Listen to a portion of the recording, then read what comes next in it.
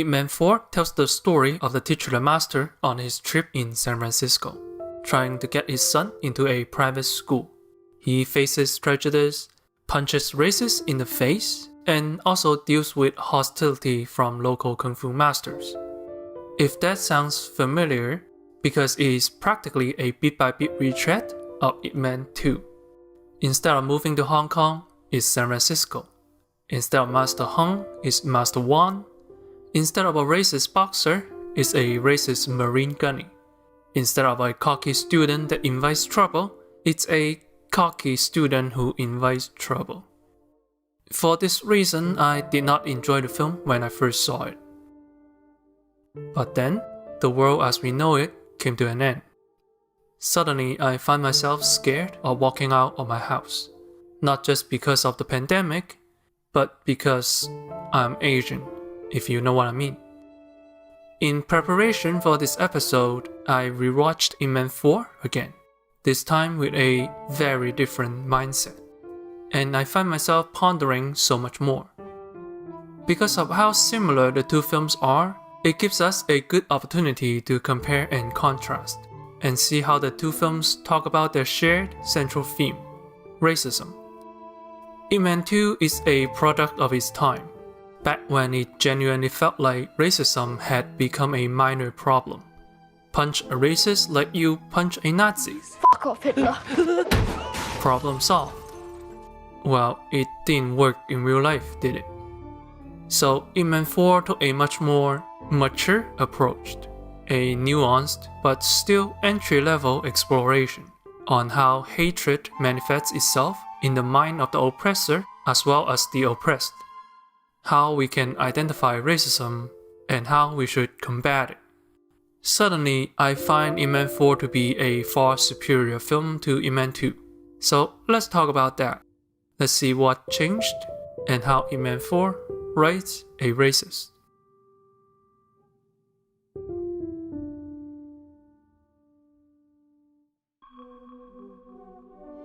Let's start with the main villain. You're lucky enough to come to America, set foot on our soil. The Marine Corps gunnery sergeant, played by Scott Adkins. Don't worry, we'll get to him in a bit. His Ip Man 2 equivalent would be the British boxer Twister. Here is how Ip Man 2 tells you that this man is a racist. Will somebody get this yellow piece of fat out of here? Twister has no depth. He acts one way and only one way. So this is Chinese boxing? You should stick to dancing. Within 10 seconds, you pretty much know everything you need to know about him. Now from what I hear, the Chinese like to use these. He is a comedic character who exists for the sole purpose of being hated by the audience. He's a punching bag you love to hate. To do that, the film shoves as many bad qualities onto him as possible. Even the way he sits is ridiculous. But all that bad manners have an unintended consequence. He comes off as less of a hateful racist and more just a general egocentric asshole. I could finish you off with 2 punches. We'll come back to that in a bit. Compare that to Ip Man 4. Here is how the gunny is introduced. I'm not racist. See, I don't hate you because you're colored. I hate you because you're a cowardly colored. The gunny doesn't even believe he is a racist. At least, he didn't start off that way. But when the staff sergeant attempts to bring Chinese Kung Fu into the Marine training program, the gunny doesn't just say no and let it go, or even punish the staff sergeant for disruption. He chooses to punish every single Chinese person in the camp. Because of the staff sergeant's stupidity, all you Chinese will run an extra 30 laps today. And burn the Wing Chun dummy in a visual allusion to, well. But after the staff sergeant convinces their superior that Chinese Kung Fu can be useful, this brochure has a brief introduction, and here is the transcript that I prepared. this is the gunny's reaction. Convinced our commanding officer that his bullshit kung fu is more effective than our karate training. This line is significant in 3 ways. First, when facing Chinese Kung Fu, Twister's reaction is mockery stemming from his confidence. His racist action isn't racially motivated. The winners have to apologize to the losers? Well, if I had to do that, I'd be apologizing every day! Given a chance, he probably is just as big of an asshole to his white opponents, even if we never see that in the film. The gunny's response is that of hatred and disgust. He will conspire with other people to eliminate Kung Fu from his territory. In other words, for Twister, it is I am better than you. I can finish you off with 2 punches. And for Gunny, it is we are better than you. Convinced our commanding officer that his bullshit kung fu is more effective than our karate training. The gunny has a belief and ideology. You're lucky enough to come to America, set foot on our soil. That leads to the second significant point, the us versus them mentality. I just crushed all of them. You're the only one left.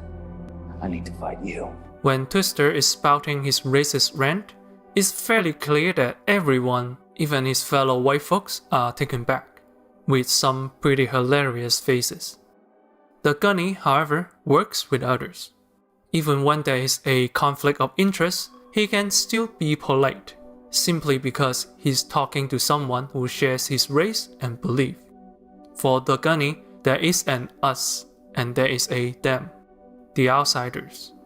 I know that because the staff sergeant never once suggests that Kung Fu is in any way superior to karate. He wants to introduce Kung Fu to the training program with implication of coexisting. But to a racist, any ground gained by them is ground lost by us.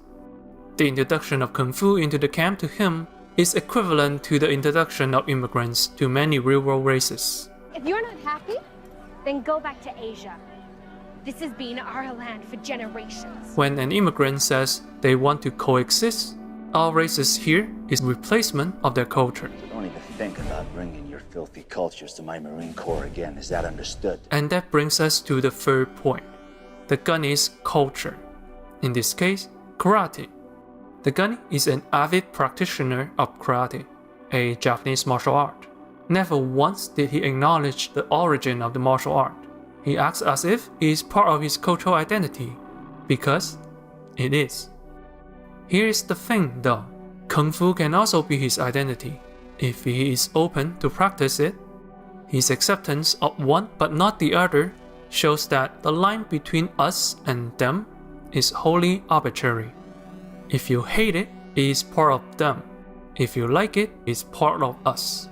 Sometimes Mexicans are white, and sometimes the Irish are not. In short, the hatred comes first. She doesn't deserve it. She changed the routine all on her own. And a thin veil of rationality comes later. This has been our land for generations. The rationale has to be there, because everyone believes they are a good person, which is why he doesn't even think he's a racist.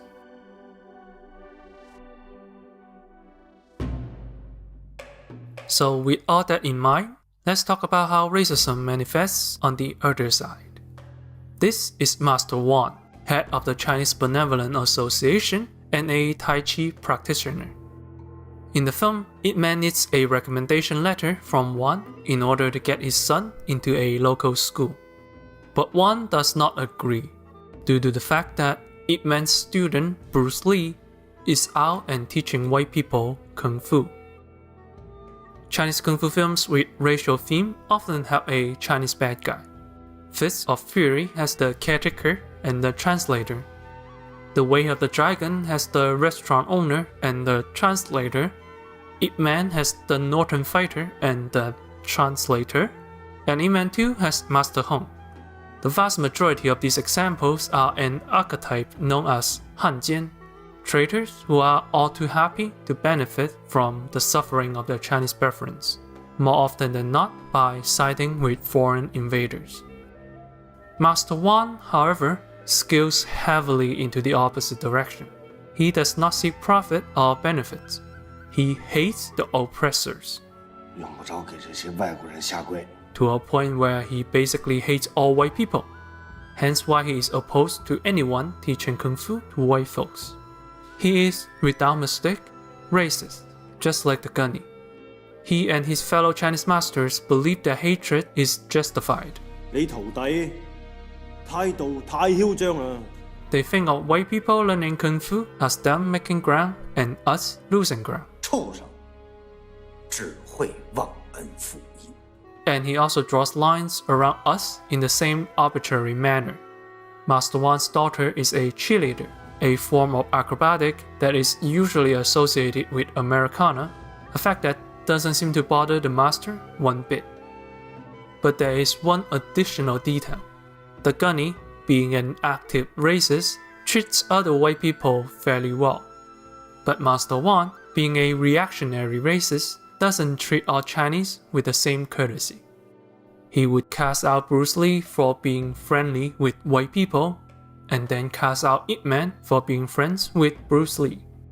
The in-group of us is ever shrinking. The us in this case is defined by their shared hatred towards a common group of people.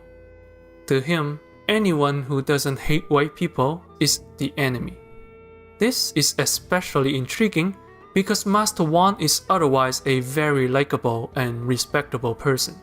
When Ip Man is at a disadvantage due to a prior injury, he continues the fight with only one hand, to level the playing field. It goes to show that even the best of us are not immune to the temptation of hate.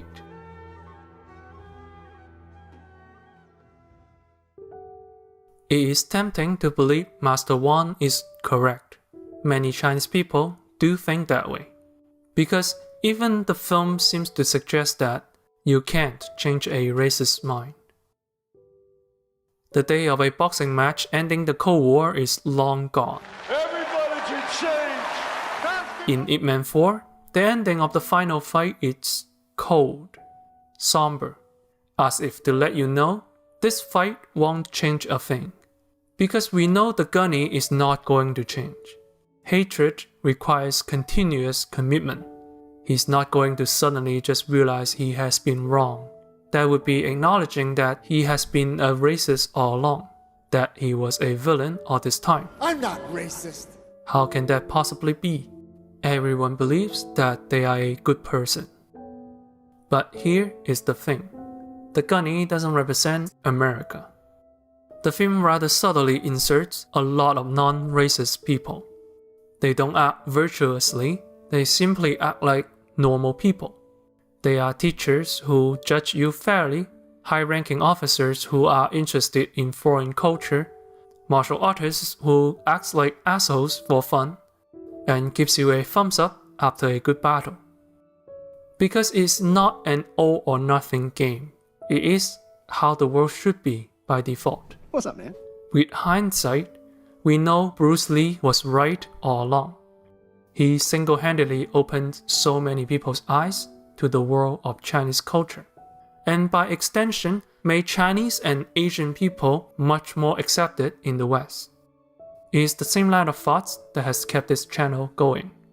Although I fear every day that this channel may be brigaded. I have been accused of pro-China, I have been accused of anti-China, sometimes under the same video. In those times, I looked to Bruce Lee, and now I look to this film for answers. This is perhaps the greatest value this film brings to the table, replacing the childish notion of what racism looks like with a mature, sincere discussion on how and why it is so terrible.